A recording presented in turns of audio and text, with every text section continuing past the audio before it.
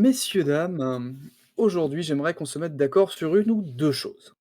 Alors, en fait, dimanche, comme je vous le disais, j'étais à Lille et lorsque je commandais debout au comptoir un café allongé, j'ai entendu la barmaid dire ceci: «Non, Calici, va mettre tes chaussons pas de patrouille, ce serait mieux». Voilà. Oui, une fillette de 6 ans, aujourd'hui en France, peut s'appeler Calici, hein. Donc certainement un hommage au personnage de Daenerys Targaryen de la saga Game of Thrones, mais il n'empêche que un, c'est complètement con parce que Khaleesi c'est un titre de noblesse dans cette mythologie et pas un prénom. 2, quand tu portes des chaussons pas de patrouille à 6 ans dans un bar, ça dénote beaucoup par rapport à ton prénom. Et 3, putain mais c'est moche!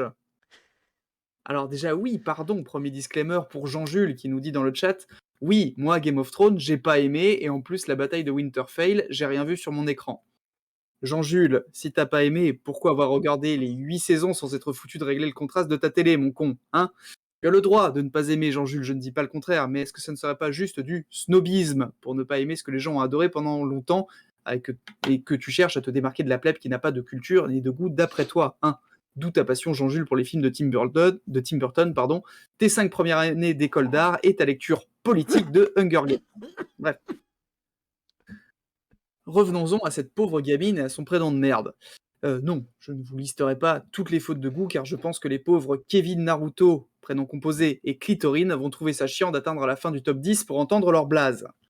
Mais, est-ce qu'on peut pas tous se mettre d'accord sur le fait que certaines choses ne se font pas juste parce que c'est moche, hein? Alors oui, la subjectivité de la beauté, tout ça, ta mère, hein, voilà. La petite Calicie, avec ses 60 kilos pour 1,20 m dans son colon rose, pull à paillettes et chaussons pas de patrouille, c'est moche, et c'est grave moche, et c'est tout. Et je pense qu'on peut catégoriser ça comme les choses de mauvais goût, afin d'aider les gens à se repérer, et ainsi à ne plus appeler leur enfant Calicie, Clitorine ou Squid Game, hein, parce que sans déconner, je suis sûr que vu le succès de la série, il y a des cons qui vont le faire. Donc, classifions tout de suite dans le mauvais goût, les nains de jardin, la coupe mulet, les chaussettes dans les claquettes, même si une chanson a dit que c'était cool il y a 5 ans, les néons roses, les... Ah pardon, on me dit sur le chat que les coupes mulets sont kitsch, mais le championnat du monde de mulets a attiré des foules. Alors oui, pardon, je dois préciser, le mauvais goût, n'est pas une suite de cas isolés, hein. Parfois, certains porteurs de mauvais goût se rassemblent pour tenter de faire labelliser leur passion comme viable et saine à l'image viable et saine, à l'image par exemple des électeurs de Xavier Bertrand, qui se disent: «Tiens, on va tous se rassembler et voter pour un con, peut-être que comme ça les gens trouveront ça crédible». Alors de même, j'ai vu dans le chat les néons roses, hein. Ça sonne comme le summum du kitsch dit comme ça, mais en fait aujourd'hui c'est très mainstream, hein.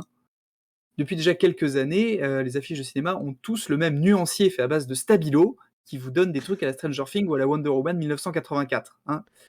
Et pardon, excusez-moi, on me dit encore sur le chat, à présent que c'est kitsch et décomplexé et que c'est donc à la mode. Oui, mais bordel, c'est moche! C'est la mode, ça reste la pire excuse du monde pour justifier tout et n'importe quoi, comme la tectonique ou la coupe au bol que j'avais en maternelle. On tente même d'invoquer le concept globi-boulga qu'est la nostalgie pour justifier des trucs comme ça.